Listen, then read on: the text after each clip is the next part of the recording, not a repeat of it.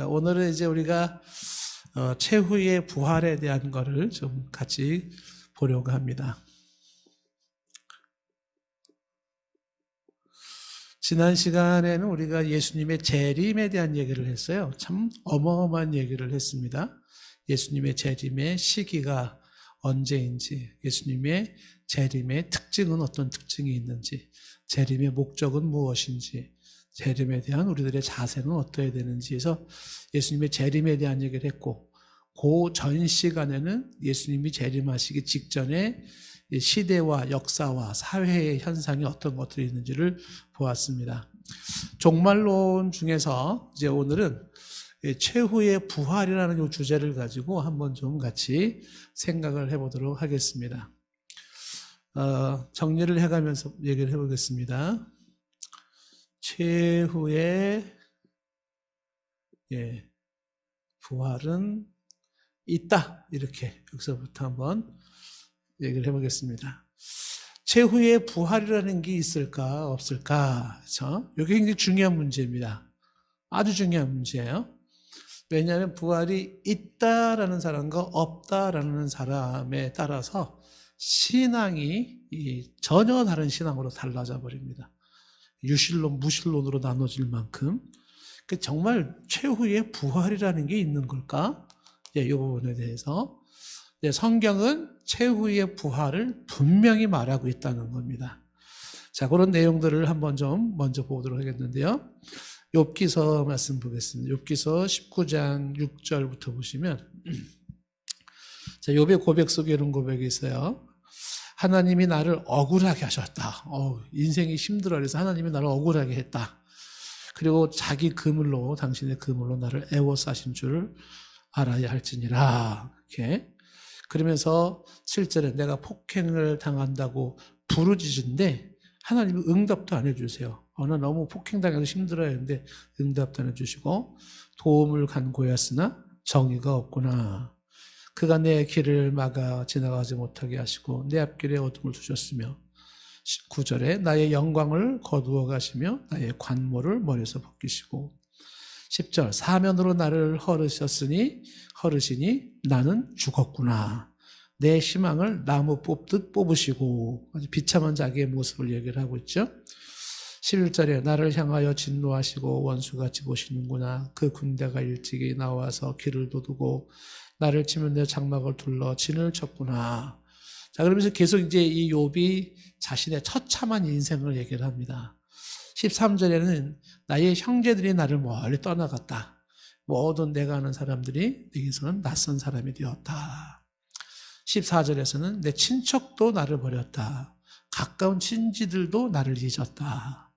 그리고 15절에서는 내가 내 여종이 있는데 그 내 여종이 나를 낯선 사람으로 여긴다. 16절에서는 내가 종들을 부르는데 종들이 대답도 않는다. 17절에는 내 아내가 내 숨 쉬는 거를 싫어한대요. 내 숨결도 싫어한다. 이렇게 얘기하고, 그 다음에 내 허리의 자식들도 나를 가련하게 여기는구나. 18절 말씀에 어린아이들까지, 동네 애들까지 나를 업신여기고 나를 조롱한다. 19절에 나의 가까운 친구들이 나를 미워하며 내 원수가 됐다. 그리고 20절에는 내 피부와 살이 뼈에 붙었다. 이렇게 피부와 살이 뼈에 붙을 정도예요. 그래서 겨우 잇몸만 남았다. 21절에 나의 친구야, 너희는 나를 불쌍히 좀 여겨다오. 나를 불쌍히 여겨다오. 하나님 손이 나를 치셨구나. 22절에 너희가 어찌 하나님처럼 나를 박해하느냐. 내 살로도 부족하냐. 그러니까 자기가 굉장히 힘든 상황에 있는 거죠. 우리가 좀 짐작이 안 돼요. 어느 정도일지는. 근데 대충은 알 것 같아요. 말로 형용할 수 없는 처참한 모습입니다. 자, 요때 이제 욥이 고백하는 게 23절부터 이렇게 고백합니다. 내가 한 말을 좀 썼으면 좋겠다는 거예요. 책에다가 이렇게 써놨으면 좋겠다. 근데 그 책에다 쓰는 것도 어떤 책에다가 어떻게 쓰냐면 24절에 보시면은 철로 된 거는 나무로다가 파가지고 돌에다가 새겨놨으면 좋겠다. 그러니까 뭔가 중요한 얘기를 써놓고 싶은 거야. 자기 인생이 아주 간달간달하는 그런 인생 속에서 철필과 나무로다가 아주 지워지지 않게 딱 써놓고 싶은 게 있대요. 무슨 말을 써놓고 싶었을까요? 확실하게 써놓고 싶은 말. 그게 25절 말씀이에요. 내가 알기에는 나의 대속자가 살아계시니 마침내 그가 땅 위에 서실 것이라 이렇게 얘기를 하고 있어요. 그 다음에 26절에 내 가죽이 벗김을 당한 뒤에 내가 육체 밖에서 하나님을 보리라. 이 얘기를 써놓고 싶었던 거예요. 다시 25절과 26절을 보시면 25절에 이런 말 써놓고 싶어요. 25절 내가 알기에는 나의 대속자가 살아계시니.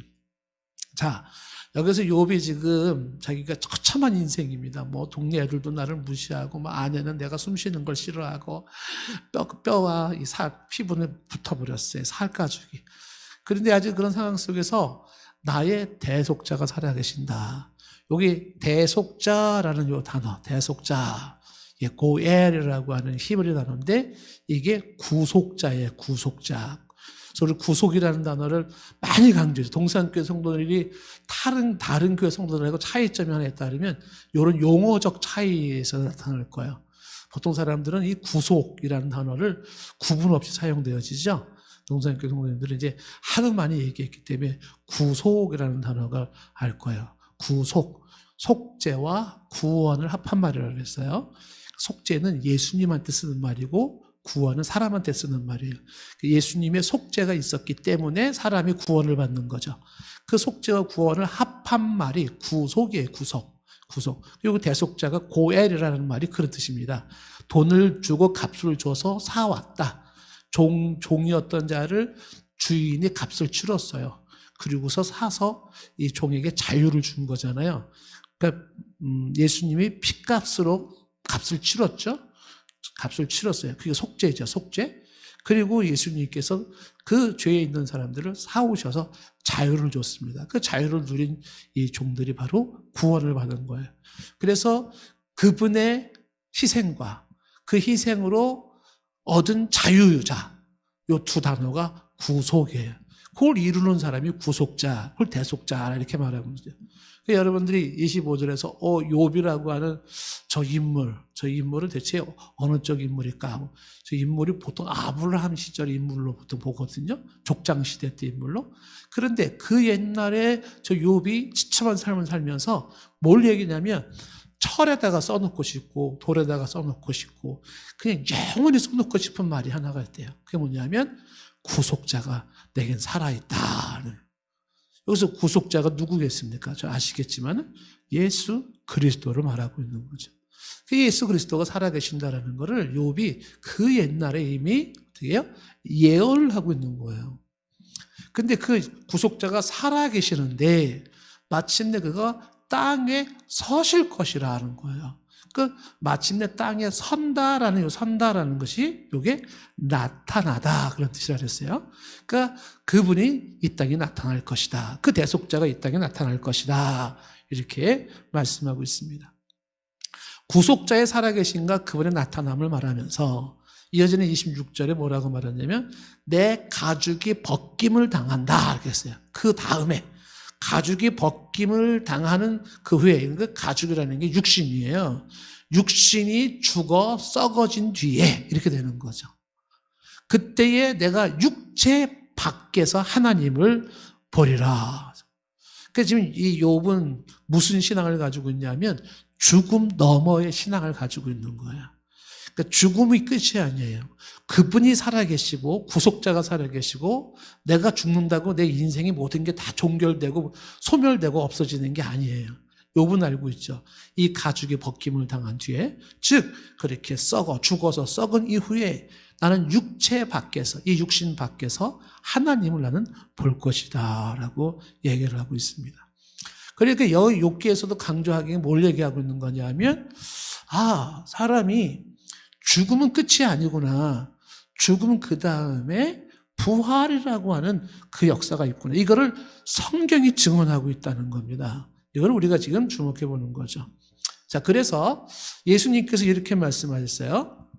지금 우리는 욥기서 19장을 좀 보았고, 욥기서에 요한복음에 보시면 요한복음 예수님이 11장 25, 26절 말씀에 나사로 무덤 앞에서 하신 말씀 유명하죠. 요 얘기 주목을 해봐야 되겠죠? 예수님 뭐라 그랬어요? 예수님이 욥이 얘기했던 그 구속자잖아요. 구속자. 예수가 그리스도이기 때문에 예수님 말씀하시기를 나는 부활이요 생명이니 이렇게 얘기를 하고 있죠. 나는 부활이요 생명이니. 근데 여기서 좀 재미난 거는 제가 예전에 한번 다 설명을 했지만 다시 복습하면 설명을 합니다만은 나는이라는 게 이게 여호와 에고 에이미 나는 나다라고 할 때 쓴 그 에고 에이미잖아요. 그러면서 예수님께서는 나는 부활 자체이고 나는 생명 자체다라는 거야. 그러니까 이 요한복음 11장 25절에서 예수님이 하시는 말씀이 뭐냐면 욥기서가 말했던 나의 구속자가 살아계시잖아요. 그분은 죽음이 없어요.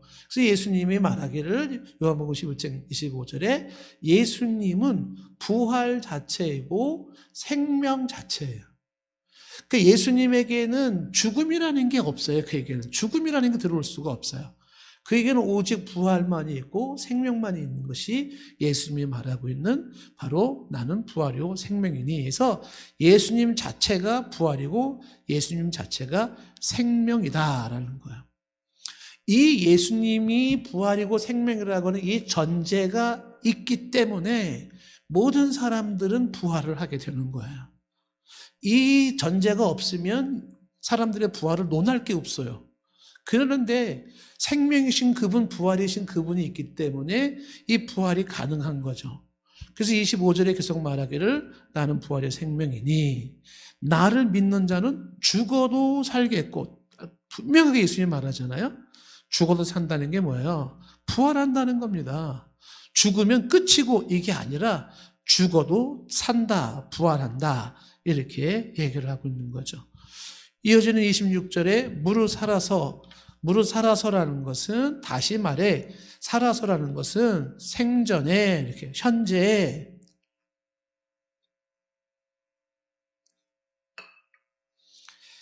나를 믿는 자는 영원히 죽지 않는다. 영원히 죽지 않는다. 영생한다. 그러면서 이것을 내가 믿느냐라고 얘기를 했잖아요. 그러니까 여기 지금 대화가 앞뒤 문막을 쫙 보면 이제 그 나사로의 그 누이와 함께 대화를 나눌 때에 뭐라고 말했냐면 마지막 때에는 오라비가 다시 살 줄을 내가 아나이다 이렇게 얘기를 하는 대목이 나와요. 그 예수님은 내가 믿느냐 이렇게 물은 게 뭐냐면 이건 알고 뭐 이해하고의 문제가 아닌 거예요. 믿음의 문제라는 거죠. 너 이거 믿냐 이렇게 묻는 거잖아요. 그러니까 사람이 이렇게 죽었다 다시 살아난다. 내가 부활이고 생명이기 때문에 나를 믿는 자는 죽어도 살고 다시 말해서 살아서 생전에 나를 믿는 자는 영원히 죽지 않아. 영원히 죽지 않아. 이건 믿음의 문제인데 네가 믿느냐라고 그렇게 묻고 있는 겁니다. 이해가 되니 안 되니의 문제가 아니에요. 그 설명이 되냐 그게 과학적으로 이런 문제가 아니에요. 신앙의 많은 부분이 신비라 그랬잖아요. 신비. 그게 미스테리. 그래서 이 부활도 이게 미스테리 신비예요. 근데 이거는 믿음의 문제인데 얘가 믿느냐라고 이야기를 하는 거죠. 그 혹자들은 말하겠죠. 야, 너나 믿어, 난 안 믿어. 이렇게 말할 수 있을지 모르겠어요. 근데 우리들은 성경에 근거한 신앙을 갖고 있기 때문에 우리는 성경을 가만히 보니까 성경은 부활이라는 걸 얘기하고 있구나. 그래서 우리는 이 부활을 이야기를 하고 있는 것이죠. 제가 그런 글을 읽었습니다. 석가모니가 어느 날 어느 동네를 갔는데 3대 독자가 죽었대요. 근데 그 아이의 엄마가 석가모니를 만나가지고 이제 당신은 위대하신 분이고 훌륭하신 분이니 내 아들을 좀 살려주십시오라고 부탁을 했다는 거예요. 그랬더니 석가모니가 그래 그러면은 동네를 다니면서 3대째 집안의 3대째에 죽음이 없는 집 3대에 걸쳐 죽음이 없었던 집에 가서 쌀, 세대 이거를 가지고 와라. 그럼 내가 살려주겠다. 그런 거야.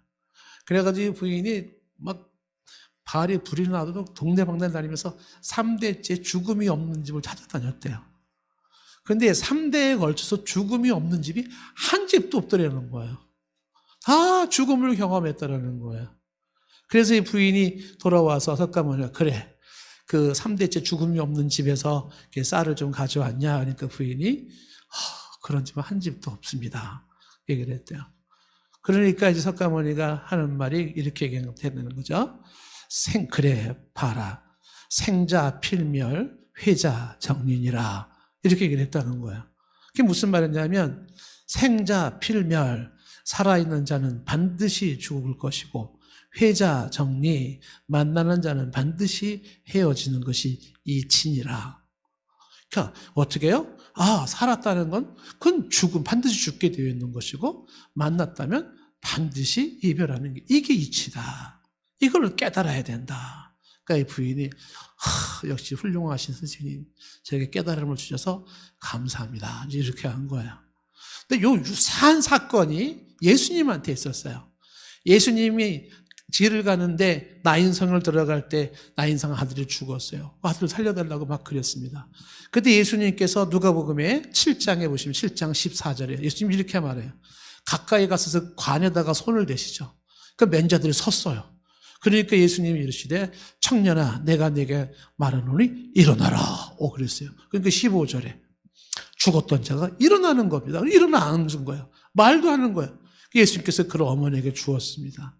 그러니까 16절에 거기 있던 사람들이 다 두려워하면서 하나님께 영광을 돌리면서 큰 선지자가 우리 가운데 일어났다. 또 하나님께서 자기 백성을 돌아오셨다 말하는 거죠. 그러니까 석가모니하고 예수님하고 차이가 딱 나왔어요. 그렇죠?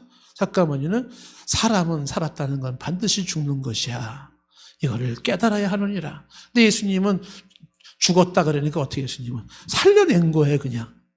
그 차이가 있는 거죠. 그러니까 깨달음을 주는 훌륭한 깨달음을 가지고 계신 석가모니라면 예수님은 아예 죽은 자를 살리시는 분이었다는 얘기예요. 그 이야기가 지금 예수님이 부활이고 생명이기 때문에 가능한데, 혹자는 이렇게 말할지 모르겠어요. 어쩌다 뭐 그런 일이 있거나 뭐 잘못 보았거나 혹은 오해일 수도 있겠지라고 말할지 모르겠어요. 그런데 예수님이 죽은 자를 살리는 장면이 이 나인성 아들 하나로 끝나지가 않아요. 좀 전에 얘기했던 나는 부활이요 생명이니라고 이야기했던 이때도 죽어서 사흘이 돼서 썩어 있는 나사로를 어떻게 해요? 나사로가 살아나는 일이 벌어졌어요. 마가복음 5장에는 회당장 야이로의 딸이 죽었는데 살아나요. 그 다음에 또한 구약 성경에도 보면은 사르와 가브의 아들이 죽었다가 살아나요. 열왕기상 17장에. 열왕기하 4장에는 수넴 여인의 아들이 죽었다 살아나고, 사도행전에 보시면은 여제자 다비다가 죽었다 살아나고, 유드고가 사도행전 20장에 죽었다 살아나는 이런 일들이 쭉 있는 거예요. 그러니까 성경은 계속 얘기하는 게 뭐냐면 어쩌다 한번 있는 뭐 오해의 해프닝이 아니에요. 계속 죽음 이후에도 다시 살아나는 사건들을 그렇게 많이 얘기하는 게 뭐냐면, 예수님이 당신이 친히 입증도 하셨지만, 부활로서 입증도 하셨지만, 그런데 바로 이 부활 생명이신 그분으로 인해서 바로 죽음이 끝이 아닌 부활이 있음을 보여주었다는 사실입니다. 요한복음 5장 28절 말씀에 보시면 이를 놀랍게 여기지 말라. 무덤 속에 있는 자가 다 그의 음성을 들을 때가 온다는 거예요. 무덤 속에 있는 자들이 그의 음성을 들을 때가 오는데, 29절에 선한 일을 행한 자는 생명의 부활로, 그리고 악한 일을 행한 자는 심판의 부활로 나오리라. 여기 보면 생명의 부활과 심판의 부활이라고 하는 선한 일, 악한 일, 신자와 불신자가 다 부활을 해요. 근데 누구는 생명의 부활로, 누구는 심판의 부활로 나오게 된다라고 이야기를 하고 있습니다. 예수님께서 하시는 이야기인 것이죠. 예수님이 바로 이런 일이 벌어진다는 거죠.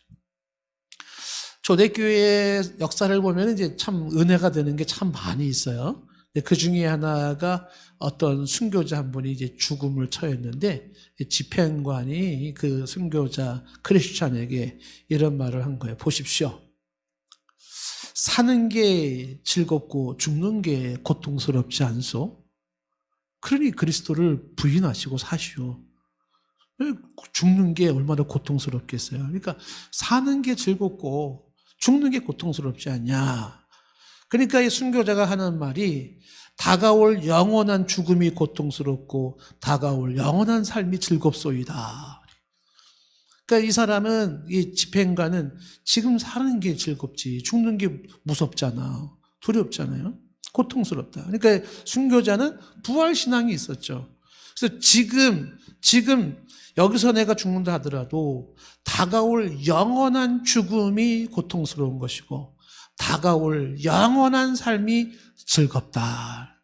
그 다가올 영원한 죽음과 영원한 삶을 말하는 게 뭐예요? 부활신앙이에요. 부활신앙. 그래서 오늘의 내게 주어진 그런 거를, 그 부활신앙을 가지고 있어서 그거를 받아들이는 거예요. 내 목숨까지 지금 이렇게 위협을 주고 있는 현실을 받아들여요. 예수님이 하신 말씀을 믿는 거죠. 예? 내가 무덤 속에 있는 자가 다 그의 음성을 들을 때가 오는데 생명의 부활로 나오는 자가 있고 심판의 부활로 나오는 자가 있다라는 것이죠. 자, 로마서 8장 11절 말씀에서도 그렇게 계속 말하고 있어요. 8장 11절. 어떤 얘기가 있나 보세요. 예수를 죽은 자 가운데서 살리신 이의 영. 그 영이 뭐예요? 성령이죠. 죽은 자 가운데서 살리는 영, 성령께서 너희 안에 거하시면 그리스도 예수를 죽은 자 가운데서 살리신 그 하나님이 너희 안에 있는 그 성령으로 말미암아 너희 죽을 몸도 살리시리라. 그러니까 예수를 살린 그 영이 너희도 살린다. 이렇게 말씀하고 있는 거예요. 우리가 많이 강조했던 로마서 요 8장이 앞에 로마서 8장 1절, 2절부터 쭉 이어지는 말씀이잖아요. 로마서 8장 2절에는 어떤 말이 있어요?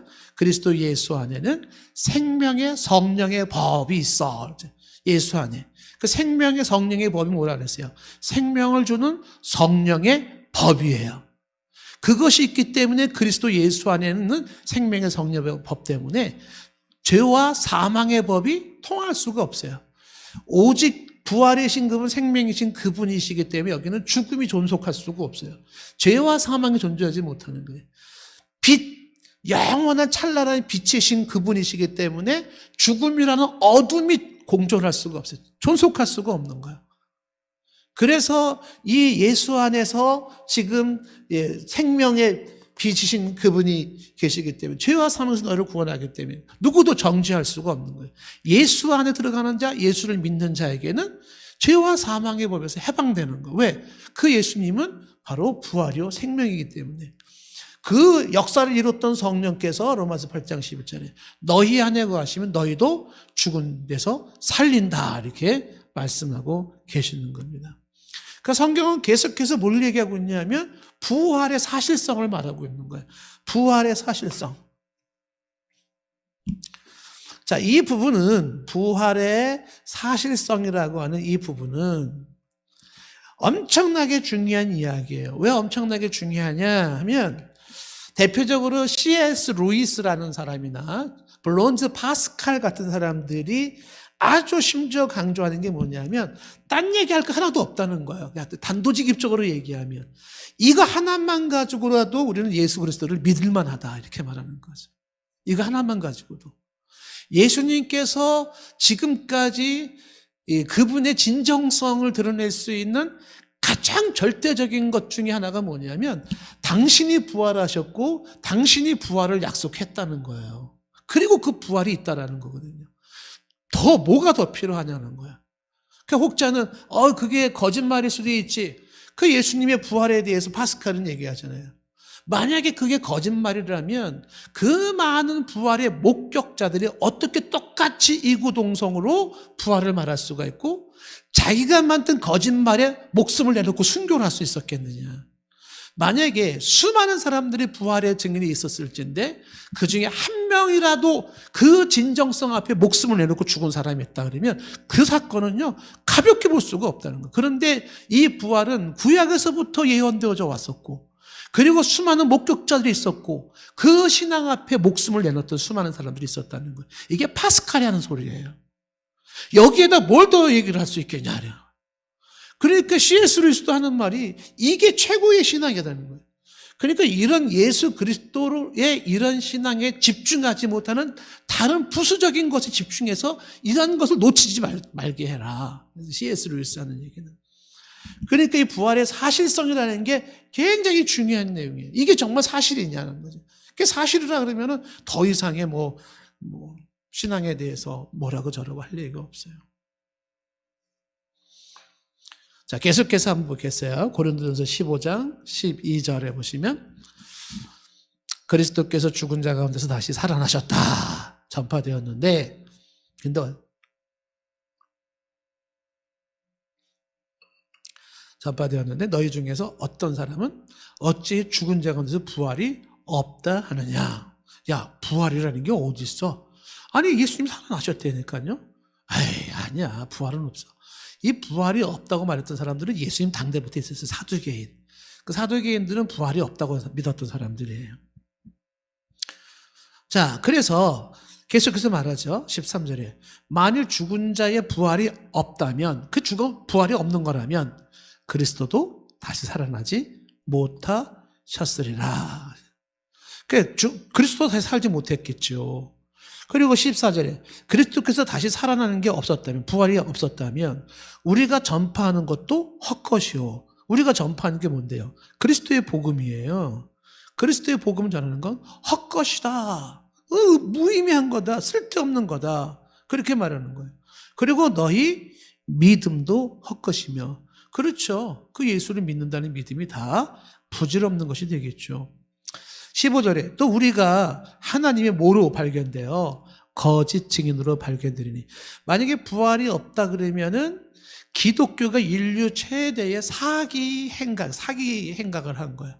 기독교만큼 인류를 사기친 게 없는 거죠. 부활이 없다 그러면 거짓 증인이잖아요. 그러니까 이 부활에 가진 기독교를 얘기한 사람들은 인류 최대의 사기꾼이 되는, 이런 범죄 집단이 없는 거죠. 그래서 제가 이제 누군지 지금 기억은 안 나지만 우리가 예수님에 대해서 던질 수 있는 질문은 셋 중에 하나라는 거잖아요. 예수님은 사기꾼인가? 정신병자인가? 아니면 그의 말대로 그리스도인가? 이 세 가지 외에 뭐가 더 있어요? 그가 얘기했던 수많은 것들 중에 이렇게까지 사람들로 하여금 자신의 모든 걸 버리게 만들고 목숨 걸까지 버리게 했었던 이런 일들을 했었던 그리스도가 정신병자이거나, 그죠? 아니면 사기꾼이거나, 만약에 이것도 아니라 그러면 그의 말대로 그는 그리스도가 틀림이 없다는 거예요. 그래서 지금 그리스도가 다시 사는 게 없었다면, 그러면 우리가 전한 것도 헛것이고, 믿음도 헛것이고, 그리고 우리가 전하고 있는, 그리스도를 전하고 있는 모든 사람들, 기독교 자체가 거짓 증인, 사기 행각이 된다. 15절에 계속 우리가 하나님이 그리스도를 다시 살리셨다고 증언하였기 때문이라는 거죠. 만일 죽은 자가 다시 살아나는 일이 없으면 하나님이 그리스도를 다시 살리지 아니하였으리라. 16절 반복해서 강조하는 거예요. 만일 죽은 자가 다시 살아나는 일이 없으면 그리스도도 다시 살아나는 일이 없을 터이고, 17절에 그리스도께서 다시 살아나는 일이 없으면 너희 믿음도 헛되고, 그 다음에 뭐라고 돼요? 너희가 여전히 죄 가운데 있을 것이요 라는 거죠. 그러니까 그리스도의 부활이 없다 그러면, 이 사기 기독교라면 인간의 죄는 해결되지 않고 계속 남을 수밖에 없다. 죄 문제는 여전히 남는 거야. 그건 어쩔 수가 없이 남는다는 거죠. 18절 말씀에 또한 그리스도 안에서 잠자는 자도 망하였으리니, 이 잠자는 자가 죽은 자들이잖아요. 그리스도를 믿고 죽은 자들은 망하였다라는 건 뭐예요? 영원한 죄가 해결되지 않았기 때문에 멸망에 이르렀을 것이다 하는 거죠. 그 죄로 인해서 멸망에 이르렀을 것이다. 19절에 만일 그리스도 안에서 우리가 바라는 것이 다만 이 세상 삶뿐이라면, 이 세상이 뭐예요? 보이는 세상, 잠시뿐인 세상이죠. 이게 전부 다라면 모든 사람 가운데 우리가 이 부활신앙을 가지고 있는 자가 제일 불쌍한 자가 되는 거겠죠. 이런 얘기하는 거 거꾸로 뒤집어야 되는 거죠. 근데 진짜 불쌍한 사람이 누굴까? 진짜 어리석은 사람이 누굴까? 이거를 반증을 하고 있는 거죠. 20절 말씀에 그러나 이제 그리스도께서 죽은 자 가운데서 다시 살아나서 잠자는 자들, 죽은 자들의 첫 열매를 입증을 하신 거예요. 부활을 입증하신 거죠. 부활을. 21절에 한 사람, 사망이 한 사람으로 말미암아 남은 것처럼 죽은 자의 부활도 그분 한 사람, 예수. 앞에 한 사람은 아담이고 두 번째 또 한 사람은 예수님. 그분으로 말미암아 주어진다라는 거죠. 신비한 일이지만은 성경은 분명히 부활을 증언하고 있다는 거예요. 이 시간 여러분들이 말씀을 듣는 우리 모두에게 일단은 1차적으로 우리가 다시 한번 분명히 세워야 되는 게 뭐냐면 뭐예요?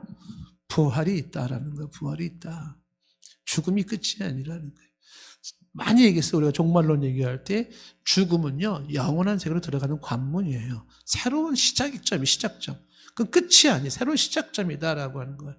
그래서 이 부활이라고 하는 것은 예수님이 입증하고 구약에서부터 수많은 사람들에 의해서 입증된 모습이다. 우리에게 부활의 신앙이 분명히 살아있기를 축복합니다. 자, 두 번째. 그렇다면 그 부활했을 때의 부활체는 어떤 거냐라는 거죠. 부활체. 사람이 부활했을 때는 그러면 어떤 모습일까요? 부활했을 때 모습. 혹시 좀 상상이 되시나요? 부활하는 사람의 모습. 자, 먼저 요한계시록 20장 5절 말씀을 좀 보시면 계시록 20장 5절에 그 나머지 죽은 자들이라고 말이 나오는데 그 나머지 죽은 자들이 예수님을 영접하지 않냐고 죽은 불신자들입니다. 근데 그들이 그 천년의 차이까지 살지 못하더라 했을 때 요한계시록에서 우리가 설명했지만 천년이라고 하는 것은 예수님이 초림부터 재림까지의 하나님의 완전 충만한 시간이 천년이라고 그랬어요. 횟수로 1, 2, 3, 4, 5, 6 해서 천년이 아니라 그랬습니다. 그래서 우리가 계시록의 숫자를 문자적으로 보지 않습니다. 그래서 뭐 14만 4천이라든지 뭐 7년, 666, 1000년 이거를 문자적으로 보는 게 아니라 그 문자가 가지고 있는 의미를 보는 거죠. 그래서 천년이라고 하는 것은 하나님의 완전 충만한 기간으로 초림에서부터 재림까지예요. 그때까지. 근데 이때가 첫째 부활이라는 거죠. 그러니까 주님 재림할 때까지 첫째 부활 사건이 생기죠. 이 첫째 부활이 뭐라 그랬어요? 중생이라 그랬어요. 중생. 사람이 예수님 믿어서 중생하는 걸 첫째 부활이라. 이 얘기는 제 얘기가 아닙니다. 안소니 후쿠마의 이야기예요. 저는 그분의 얘기에 동의하고 있습니다. 그러니까 안소니 후쿠마의 개혁주의 종말론에 보시면 이 책에 이 내용이 나오는 거죠. 그게 천년이라고 하는 기간과 함께 첫째 부활이라고 하는 중생이라고 하는 게 있어요. 그 다음에 이어지는 6절 말씀에 이 첫째 부활, 중생에 참여하는 자들은 복이 있죠. 그런데 거룩한 거죠. 둘째 사망이 그를 다스리게 될 때가 와요. 다스리는데 둘째 사망이 그들을 다스리는 권세가 없고 도리어 그들이 하나님과 그리스도의 제사장이 되어 천년 동안 그리스도와 더불어 왕노릇하리라. 그래서 둘째 사망이라는 말이 나오잖아요. 그 둘째 사망이 뭐겠어요? 영과 육의 사망이에요. 영과 육의 사망. 이게 무슨 얘기냐면 이 6절 말씀에서 지금 보여주고 5절 6절에서 말해주는 게 뭐냐면 첫째 부활과 둘째 부활을 말해주고 있는 거예요. 그래서 첫째 부활은 중생을 말하는 거죠. 영혼이 부활된, 중생으로 부활된 상태. 둘째 부활은 뭐예요? 영혼과 육신이 결합된 새로운 부활체를 말하는 거예요. 이 부활체라는 건 둘째 사망이 건들 수가 없는 둘째 부활로서 육체와 우리가 지금 육체를 가지고 있죠. 이 육체와 영혼이 다시 살아난 영혼이 만난 새로운 모습이에요. 새로운 모습. 그러니까 부활했을 때 만약에 제가 지금 죽었다 다시 살아난다면 그것을 예수님으로 보시면 돼요. 예수님이 죽었다가 다시 살아났을 때 외관상 딱 봤을 때는 돌아가시기 전에 그 모습이 똑같아요. 똑같이 얼굴 모양새도 그렇고 생긴 것도 그렇고 키도 그렇고 그거 똑같아요. 그래서 저분 돌아가신 줄 알았는데 제자들이 놀라는 거잖아요. 근데 그분이 지금 어떻게 해요? 그 죽었다가 살아나서 죽기 전의 모습과 죽은 후의 모습이 똑같아요.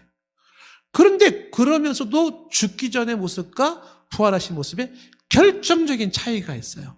그 결정적인 차이에서 부활체의 독특성을 보는 것이죠.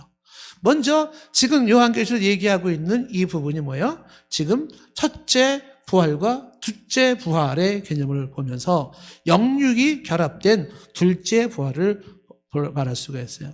자, 그러면 계속 요한계시록 한 번 더 보면 요한계시록 21장 8절 말씀에 보시면 이렇게 되어 있어요. 그러나 두려워하는 자들이라는 게 환난과 박해가 두려워서 믿음을 잃은 자들이에요. 믿음을 잃은 자들.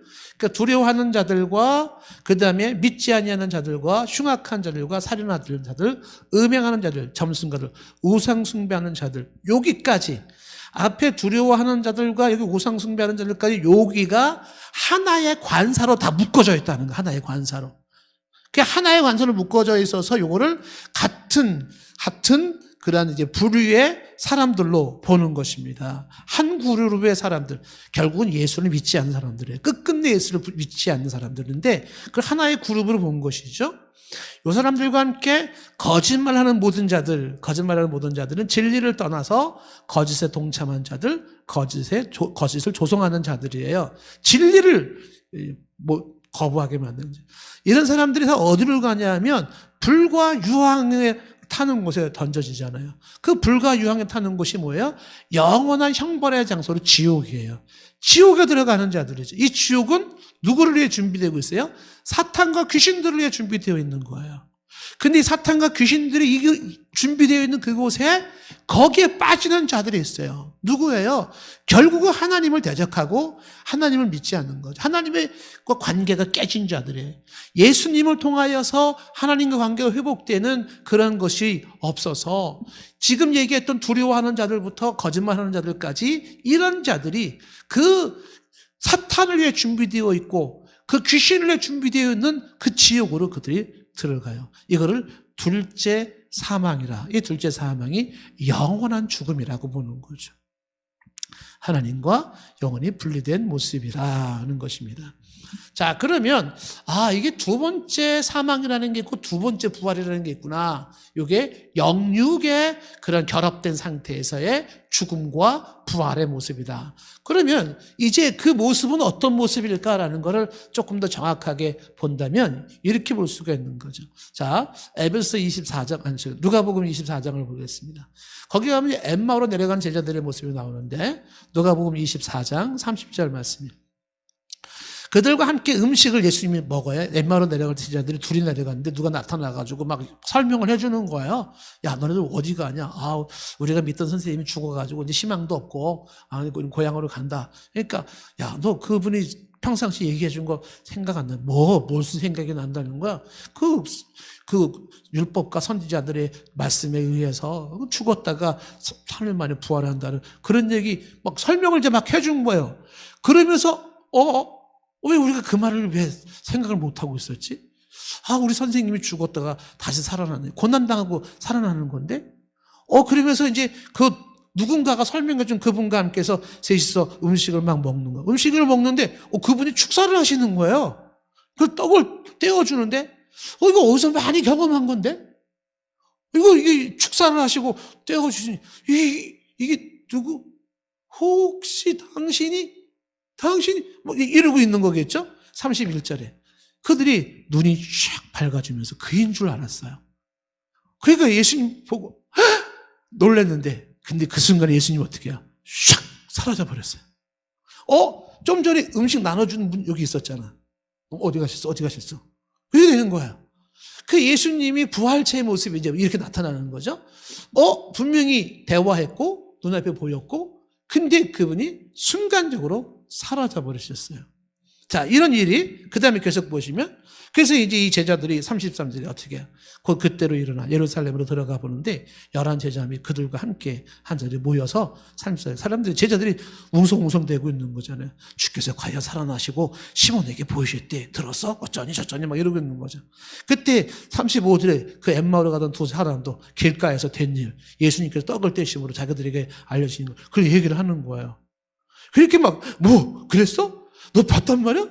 그랬다니까 막 이러고 있는데 36절에 이 말을 할 때 예수님이 전하고도 나타나신 거예요. 가운데 섰어요. 그러면서 너희에게 평강이 있을지어다. 그러니까 37절에 제자들이 놀라가지고 무서워서 귀신이다 막 그런 거예요. 보는 것을 영이라고 생각한 거죠. 귀신이다 이렇게. 예수님을 귀신이라 영이라고 생각하는 거죠. 38절에 예수님이 말하죠. 어찌하여 두려워하느냐? 어찌하여 마음에 의심이 일어났느냐. 39절에 이렇게 말해요. 39절에 내 손과 발을 보고 나인 줄을 알라. 또 나를 만져봐라. 영은 살과 뼈가 없으되 너희 보는 바와 같이 나는 있느니라. 못자국 난 구멍 난 손을 봐라. 그리고 옆구리에 좀 만져봐라. 예? 그리고 영이라면 살과 뼈가 없는데 만지면 만져진다라는 거예요. 너희 보는 바와 같이 나는 다 있다. 이렇게 얘기를 하는 겁니다. 그리고 40절에 어떻게 해요? 이 말씀을 하시고 손과 발을 보이셨어요. 그러니까 41절 그들이 너무 기쁨으로 아직도 믿지 못하고 놀랍게 여길 때 이르시되 여기 무슨 먹을 게 있느냐? 그래요. 그러니까 구운 생선 한 토막이 있는데요. 그래서 예수님이 43절에 받아서 꿀떡꿀떡꿀떡 생선을 드시는 거예요. 이게 뭐예요? 예수님이 육체의 모습을 가지고 있는 거예요. 근데 이 육체의 모습이 어떤 모습이에요? 시간과 공간을 제한을 받지 않는 거예요. 똑같은 부활의 모습이, 죽기 전의 모습, 부활의 모습이 육체와 영혼이 결합된 모습이어서 그 사람이 그 사람이에요. 근데 한 가지 달라진 것이 뭐냐면 부활체에서는 시간의 제한을 받지 않고 공간의 제한을 받지 않아요. 순간적으로 사라지기도 하고 순간적으로 나타나기도 하고 그리고 다 갇혀있는 상태에서 슉 나타나기도 하고 그러는 거예요. 이게 이제 의심 많은 도마한테서도 나타나는 장면이죠. 요한복음 20장 19절 말씀에 뭐라고 되어 있냐면 이날 곧 안식 후 첫날 저녁 때 제자들이 유대인들을 두려워하여 모였잖아요. 그때 뭐라고 되냐 문들을 닫아 놓았다는 거예요. 문들을 닫아 놓았다. 그런데 예수께서 나타나셨어요. 오셨어요. 그리고 말하기를 너에게 평강이 있을지어다. 이렇게 말씀하셨어요. 그러면서 유령이라 생각하겠죠. 문은 분명히 닫혔는데 갑자기 예수님이 나타나셨어요. 그 뭐예요? 유령이겠죠. 근데 예수님이 이어지는 20절에 또 말하죠. 이 말씀하시고 손과 옆구리를 보이시면서 제자들에게 주를 보고 기뻐한 거죠. 예수님이 보여주었던 부활이 우리의 부활을 예표하는 거예요. 첫 열매죠. 그리고 예수님의 그 부활체 모습으로 우리의 부활체 모습이 그렇게 된다는 거예요. 이 모습을 다른 말로 말하면 이 부활체 모습 이걸 갖다가 우리가 spiritual body라서 영체라고 어떻게 영체. 이 부활 때의 영체라는 것은 육체 모양이 없는 영체가 아니에요.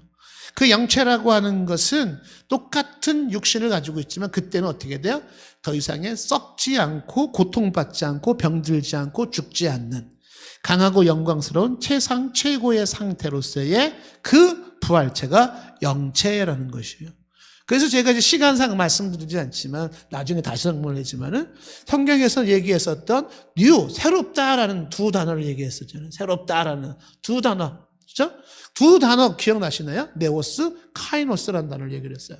그래서 새로워진 이 부활체는 시공간을 초월하는 영체로서 새로운 존재가 되는데 이 새로운 존재에서 이 새로운은 네오스의 존재가 아니에요. 카이노스의 존재예요. 그 카이노스의 존재라는 건 뭐냐 하면은 네오스는 없던 곳에서 있어지는 게 새로운 거죠. 없다가 생기는 게 네오스예요. 카이노스라는 건 리모델링이라는 의미가 있다 그랬잖아요. 있는 것이 다시 새로워진 거예요. 근데 이 있는데 새로워졌다는 게 뭐냐면 과거와 현재의 연속성과 불연속성을 가지고 있는 게 카이노스라고 그랬잖아요. 그래서 인간의 부활체라고 하는 것은 과거의 유종필, 죽기 전의 유종필과 부활한 이후의 유종필의 모습은 연속성이 뭐예요? 그 인간이 그 인간이에요. 내가 나에 똑같아요. 연속성이. 근데 불연속성이 뭐예요? 그때는 그 옛날에는 시간과 공간의 제한을 받을 수 있는 영체가 아니었었어요. 근데 지금은 이제는 시간과 공간의 제한을 받지 않는 부활체, 영체가 된 거죠. 그런 의미에서 불연속성을 말하고 있는 것이죠. 자, 그래서 이제 이런 부활의 모습이 있다라는 것을 말씀하면서 하나 더 얘기할 것은 뭐냐면, 그래? 이게 부활체의 모습이 그런 게 이게 있는 거구나라는 걸 말씀할 수 있죠. 하나 간단히 좀 짚고 넘어갈 게 뭐냐면, 그러면 악인들도 부활을 하나요? 악인의 부활이 있다는 거죠. 악인의 부활도 있다. 악인의 부활이 있다고요? 그건 뭘 얘기하는 걸까요? 그렇죠? 사도행전 24장 15절 말씀에 사도행전 24장 15절 그들의 기다린 바 하나님께 향한 소망을 나도 가졌으니 곧 의인과 악인의 부활이 있으리라 해요. 성경은 예수 믿는 신자만 부활을 말하는 게 아니에요. 안 믿는 사람도 부활을 하게 되어 있습니다. 안 믿는 사람도 부활하는 거예요. 악인도 의인과 함께 부활한다. 좀 전에 우리가 요한복음 5장 28절 보았죠. 뭐라고 했어요? 이를 놀랍게 여기지 말라. 무덤 속에 있는 자가 다 그의 음성을 들을 때가 오는데 29절에 선한 일을 행한 자는 생명의 부활로, 악한 일을 행한 자는 심판의 부활로. 그러니까 생명의 부활과 심판의 부활 두 가지를 다 이야기하고 있더라는 얘기죠. 근데 이게 구약 성경에 다니엘도 예언을 해놓은 거예요. 다니엘서 12장 1절 말씀해 보시면은 그때 네 민족을 호위하는 큰 군주 미가엘이 일어날 것이요. 그때 뭐라고 했어요? 환란이 있는데 그 환란은 개국 이래로 그때까지 없었던 환란일 것이며 그때 네 백성 중에 너의 백성 중에 책에 기록된 모든 자가 구원을 받게 돼요. 그 구원받는 자가 따로 있어요. 그 개국 이래로 없는 대환란의 시기 속에 책에 기록된 사람들 중에서 어떤 사람이 있다? 구원을 받는 사람이 있다는 거예요. 그러면서 이어지는 2절에 이런 예언을 했어요. 땅의 티끌 가운데서 자는 자들 중에서 많은 사람이 깨어나 영생을 받는 자도 있겠고 수치를 당하여 영원히 부끄러움을 당할 자도 있다. 이게 뭐냐면 많은 사람들 가운데서 많은 사람들이 그 가운데서 많은 사람이 깨어나 굉장히 흥미롭게 보는 게 뭐냐면 많은 사람이라고 하는 게 모든 사람이라는 개념이 아니라는 거예요. 그러니까 그 중에서 깨어나서 그 중에서 영생을 받는 자, 이게 영생을 받는 자, 이게 구약 성경에서 유일하게 나와 있는 단어, 영생에 대한 유일한 단어라 그래요. 영생을 받는 자, 올라함이라는 거예요. 그러니까 이 많은 사람들이 이 영생을 받는 자가 있어요. 그러면서 또 하나 뭘 얘기하고 있냐면 수치를 당하면서 영원히 부끄러움을 당할 자. 영원히 부끄러움을 당하는 게 영원한 수치를 당하는 자가 있는 거죠. 그러니까 살아생전에만 단순한 수치가 아니라 영원한 수치를 받는 자가 있다는 거죠. 다니엘서 12장에서 이야기하는 게 뭐냐면 바로 영원이라고 하는 존재가 그게 지금 영생과 영원히 부끄러워지는 이 두 존재가 영원히 존재하는 거죠. 바로 의인과 악인이 함께 부활한 상태의 모습으로 있는 거예요. 단지 의인에게서의 부활은 뭐예요? 영원히 하나님과 함께 요한계시록 새하늘과 새 땅에서 누리는 눈물과 근심과 걱정과 질병이 없는 그곳의 삶이 보장되는 것이고 그 다음에 악인의 부활, 영원한 부활은 어떻게 될까요? 이것도 부활체죠. 근데 그 부활체는 어떻게 돼요? 아까 얘기했던 바로 불과 유황이 있는 곳에서 사탄과 귀신을 위해 예비되었던 곳으로 그곳에서 영벌을 받게 되는 것이라는 겁니다. 그래서 다니엘서 12장 3절 말씀에 말하기를 지혜 있는 자는 궁창의 빛과 같이 빛나래요. 빛과 같이 빛날 것인데 많은 사람을 옳은 대로 이 부활의 생명으로 돌아오게 하는 자는 별과 같이 영원토록 빛나게 된다. 마태복음 25장 46절에도 그들은 영벌에 의인은 영생에 들어가리라 이런 말이 나와요. 자, 오늘 이야기 속에서 우리가 예수님의 최후의 부활에 대한 것으로서 부활은 있을까? 정말일까? 성경은 분명히 말을 하고 있고 증명을 하고 있다는 것이고요. 부활체라는 게 있다는 것이고 악인의 부활도 있다는 거죠. 중요한 것은 이제 예수 그리스도에 대한 믿음이 포인트인 거죠. 그 믿음 여하에 따라서 끝까지 거부하고 부정하고 대적하고 그런 사람에게는 바로 심판의 부활로 그리고 그 예수 그리스도를 사실을 진리의 말씀을 왜곡하지 않고 거짓말로 돌려내지 않냐고 그를 잘 받아들이는 자들에게는 어떻게 생명의 부활로 나타난다는 자 이런 성경의 말씀을 저와 여러분들이 확신할 수 있기를 축복합니다. 다음 시간에 우리가 하나님의 심판을 어떻게 하는지 그 내용은 다음 시간에 한번 좀 더 보도록 하겠습니다.